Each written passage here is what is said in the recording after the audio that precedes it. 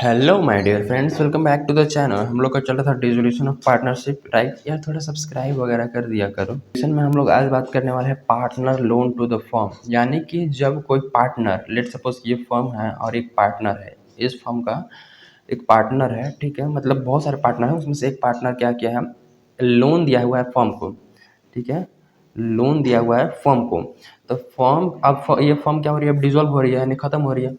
तो external liabilities को payment करेगी सबसे पहले फर्म। उसके बाद इसकी लायबिलिटी है कि जो पार्टनर से लोन ली हुई है उस पार्टनर को वापस करे, राइट? अगर पार्टनर ने लोन दिया हुआ है तो इस फर्म की लायबिलिटी है ना कि इस पार्टनर को वापस करेगी पैसे, ठीक है?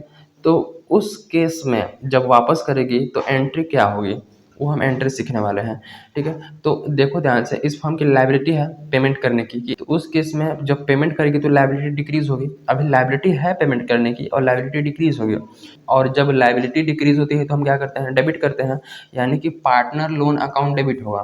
क्या? पार्टनर लोन अकाउंट डेबिट, ठीक है?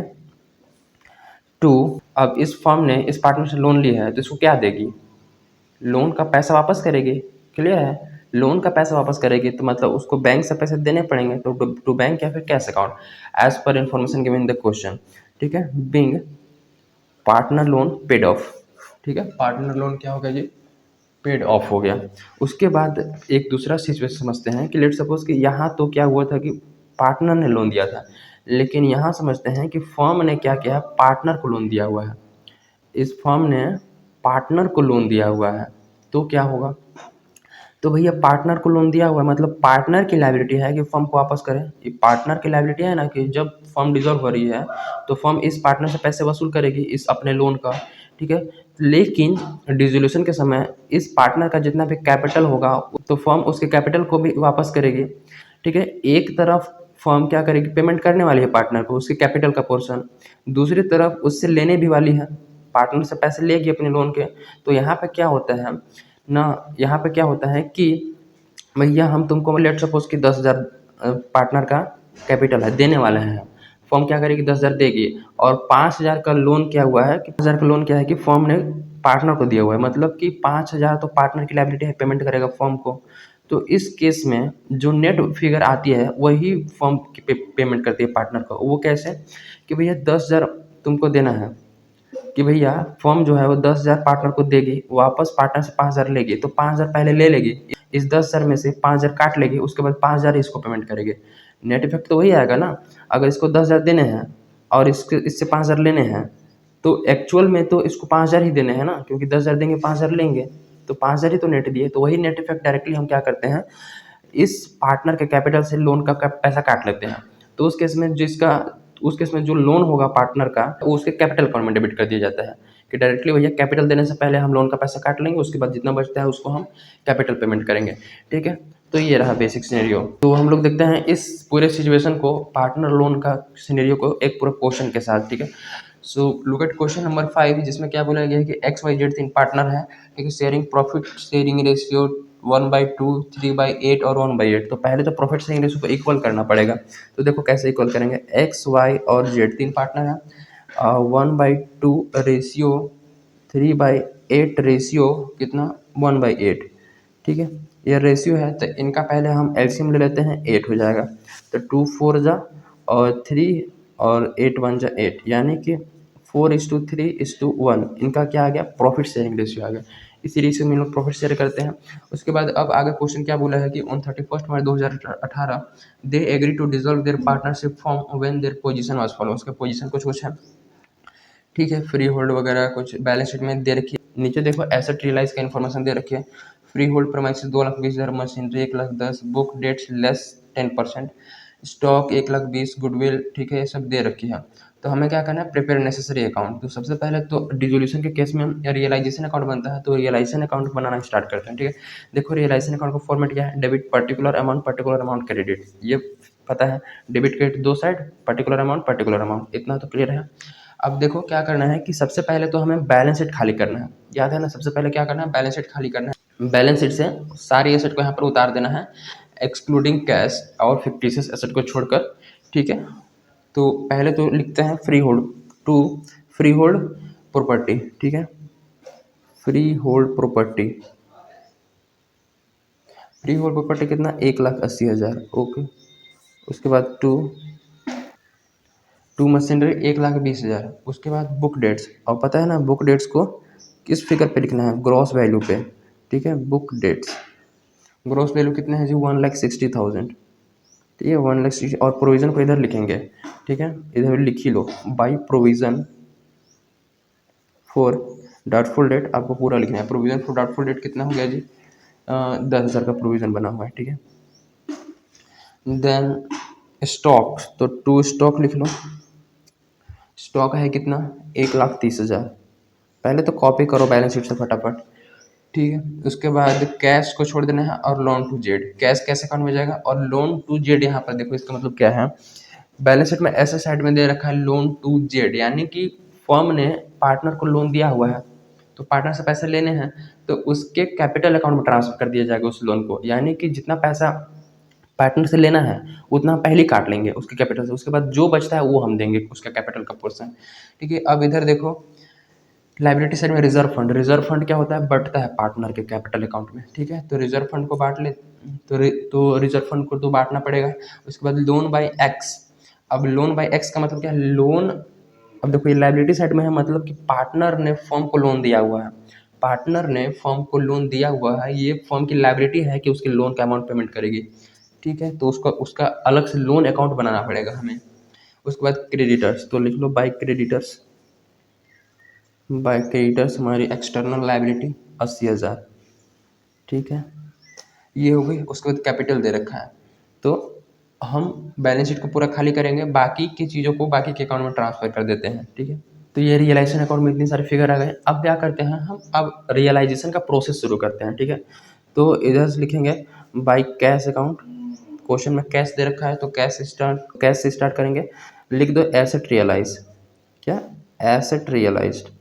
देखोगे तो एसेट रियलाइज में क्या आएगा, फ्री होल्ड प्रॉपर्टी नीचे दे रखा है 2,20,000 का, तो free hold property, right, free hold property कितना जी, 2,20,000। तो यहाँ इसके बगल में लिख लो 2,20,000 और टोटल जोड़ के एक बार मेन कॉलम में लिख देंगे। Okay, 2,20,000 free hold property. उसके बाद मशीनरी, ठीक है, मशीनरी, मशीनरी कितना रियलाइज हुआ जी, 1,10,000। Okay, no problem. Book debt 10% let, book debts 10% less. ठीक है, बुक डेट्स यानी कि डेटर है, डेटर्स की बात करें तो 10% लेस। अब देखो जी हमारा डेटर है कितने का, 1,60,000, राइट, 1,60,000 का 10% कितना होगा, इंटू 10%, 16,000। ठीक है, तो 1,60,000 से 1,60,000 माइनस कर देंगे 16,000, राइट, ये हो जाए कितना, 1,44,000। हमें ये ग्रोस फिगर से लेके चलना है, राइट, प्रोविजन वाला नहीं लो। तो 1,44,000 तो बुक डेट से रियलाइज हुआ। उसके बाद स्टॉक 1,20,000, तो स्टॉक को रियलाइज करो 1,20,000। देन स्टॉक के बाद क्या है, गुडविल 40,000, गुडविल था नहीं लेकिन फिर भी रियलाइज हुआ है, तो गुडविल लिख लो 40,000। ठीक है, गुडविल रियलाइज हुआ है 40,000। उसके बाद और कुछ रियलाइज हुआ है जी, नहीं, और कोई एसेट नहीं है, अब सारा कुछ हो चुका है। ठीक है, तो हम लोग यहाँ पर टोटलिंग कर लेते हैं, तो 2,00,000, तो लोग ठीक है, 2,20,000, 2,20,000 प्लस कर लेंगे 1,10,000, प्लस कर लेंगे 1,44,000, देन ऐड करेंगे 1,20,000, ऐड करेंगे 40,000, इट बिकम्स कितना, 6,34,000 टोटल एसेट रियलाइज हुआ, राइट, 6,34,000।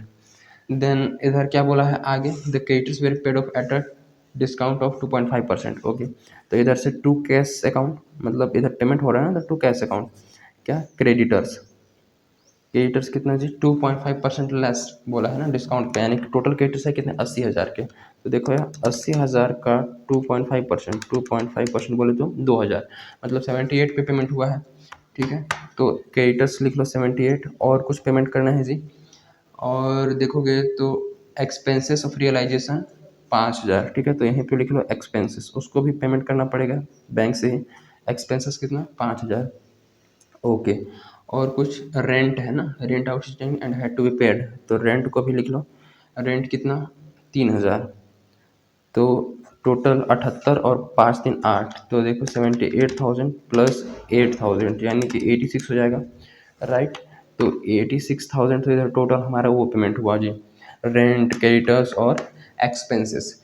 अब कुछ बोला है, अब देखो बेसिकली क्वेश्चन में याद रखना लाइबिलिटी के बारे में कुछ बोले या नहीं बोले, हमें पेमेंट करना है। और कोई लाइबिलिटी है और कोई एक्सटर्नल लाइबिलिटी तो नहीं दिख रहा है, राइट। तो अब हम लोग क्या करते हैं, टोटलिंग स्टार्ट कर सकते हैं, ठीक है। टोटलिंग शुरू करते हैं, तो इधर से टोटलिंग स्टार्ट करते हैं। पहले देखो क्रेडिट साइड का टोटल करते हैं, तो कितना 80,000, 10 90,000 और 6,34,000, यानी कि 90,000 प्लस 6,34,000, इट बिकम्स 7,24,000। ओके, तो 7,24,000 इसका टोटल हो गया। उसके बाद और बेसिकली टोटल दोनों साइड का कर लेना है, किधर का ज़्यादा आएगा वो पता चल जाएगा। इधर का देख लो ऐसे भी तो 1,00,000, 2,00,000, 3,00,000, 4,00,000, 5,00,000, लगभग 6,00,000, और 6,00,000 में ही अटक जा रहा है, 7,00,000 नहीं पहुंच रहा है। देखते हैं टोटल करके, 1,80,000 और 1,20,000, यानी कि ये तो हो गया 3,00,000, 4,00,000, 5,00,000, 5,60,000 और 30,90, 5,90,000 और 86, 5,90,000 प्लस 86,000, इट बिकम्स कितना 6,76,000। ठीक है, इधर 6,76,000 ही हो रहा है, तो हमें क्या आएगा, और इधर बैलेंस शीट फिगर में लिखना पड़ेगा टू प्रॉफिट ऑन रियलाइजेशन। ठीक है, profit on realisation transfer to कौन है, एक्स, वाई और Z. X Y Z capital account लिखना पूरा। ठीक है, तो और कितना इधर लिखना पड़ेगा, अगर 7,24,000 हमारा पैसा आया एक्चुअल में, और टोटल हमारा एक्सपेंस कितना हुआ जी 7,76,000, तो कितना और हमारा ज़्यादा इनकम हुआ, प्रॉफिट कितना हुआ 7,24,000, तो 48,000 का कितना 48,000, ये हमारा नेट फिगर निकल के आ गया। ठीक है, 48,000 कहने का मतलब है कि इधर साइड का टोटल इनकम्स एंड गेंस, ठीक है 7,24,000, इधर एक्सपेंस हुआ कम, तो कितना ज़्यादा, तो कितना कम एक्सपेंस हुआ, तो 48, तो 48 का हमारा गेन हो गया, जो कि हम लोग ट्रांसफर करेंगे कितने 4, 3 और ये 1 8 में। ठीक है, तो इधर 48,000 को डिवाइड कर दो 8 से, तो 8 बिकम्स कितना 6,000, तो 6,000 को जेड को मिलेंगे क्योंकि इनका प्रॉफिट शेयरिंग रेशो 1 है। उसके बाद 6,000 को 3 से मल्टीप्लाई करो 18,000, एंड देन 6,000 को 4 से मल्टीप्लाई करो 24,000, तो जोड़ेगा तो 48,000 आ जाएगा। 24, 18 और 6, 24 plus 18,000 plus 6,000, it becomes 48,000। Okay, तो इस टाइप से ये रियलाइजेशन अकाउंट बन गया, बहुत ही सिंपल। अब क्या करना है कि बाकी चीज़ों को क्रॉस पोस्टिंग करना है यहीं से देख के, बाकी बैलेंस शीट में जो जो चीज़ें बची थी उसको खाली करो। तो हमने यहाँ पर और अकाउंट का फॉर्मेट बना रखा है, ठीक है। एक्स लोन अकाउंट, देखो एक्स लोन किधर दिख रहा है जी, लाइबिलिटी साइड में दिख रहा है, तो लाइबिलिटी साइड वाली फिगर तो इधर ट्रांसफर करो क्रेडिट साइड में। ठीक है, तो बाई बैलेंस क्या ब्रो डाउन, कितना है उसका लोन का अकाउंट, लोन का अमाउंट 30,000, तो 30,000 ये पेमेंट हो जाएगा कहाँ से, to bank account, to bank account. ठीक है, 30,000 इसको पेमेंट करो, टू बैंक नहीं इसको कैश लिखो, टू कैश अकाउंट। ठीक है, ये 30,000, ये 30,000 बैलेंस हो गया।